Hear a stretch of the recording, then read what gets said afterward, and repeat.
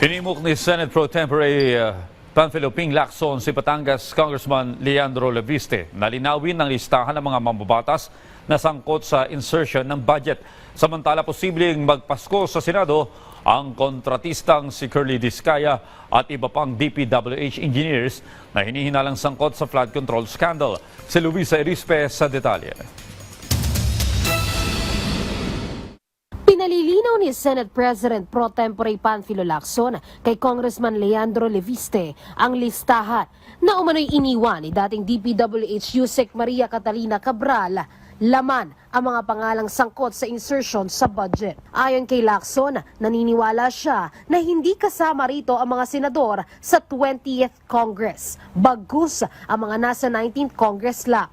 Dahil kung ang 120 billion insertions na tinutukoy ni Leviste ay sa 2025 budget, inaprubahan umano ito noong nakaraang kongreso pa at hindi kasama ang mga bagong saltang senador noong 2025 midterm elections. Nilinaw din ni Lacson, siya mismo imposibleng makasama ang pangalan sa listahan dahil kahit pa noong mga nagdaang kongreso, hindi siya nakisali sa anumang allocables o pork barrel. Naniniwala din si Lacson may tamang panahon at oras para ilabas ang listahan ng mga pangalan.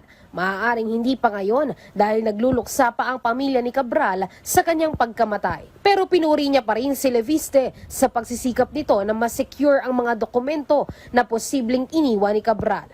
Si Senate President Vicente Soto III naman, pinauubaya na kay Senator Lacson ang usapin sa Cabral files. May mga natanggap na siya galing sa quarters ni Yusek Cabral. So, siya ang tanongin niya dyan. Nauna na rin sinabi ni Soto na para sa kanya, kung totoong may listahan, dapat ingatan ito na hindi magkaroon ng dagdag bawas sa mga pangalan.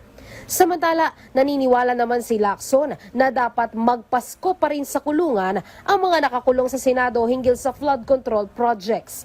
Ito ay sila Curly Discaya, Henry Alcantara, Bryce Hernandez at JP Mendoza.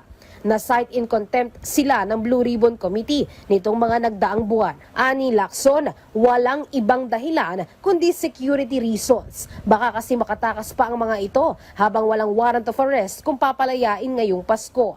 Papayagan naman raw silang makadalo ng misa at mabisita ng kanilang pamilya. Nauna na ring sinabi ni Senate President Soto na magpapasko sa kulungan ang 4 at may kapangyarihan ng Senado na hindi sila palayain hanggang matapos ang investigasyon ng Blue Ribbon Committee o kaya ay ang 20th Congress. Luisa Erispe para sa Pambansang TV sa Bagong Pilipinas.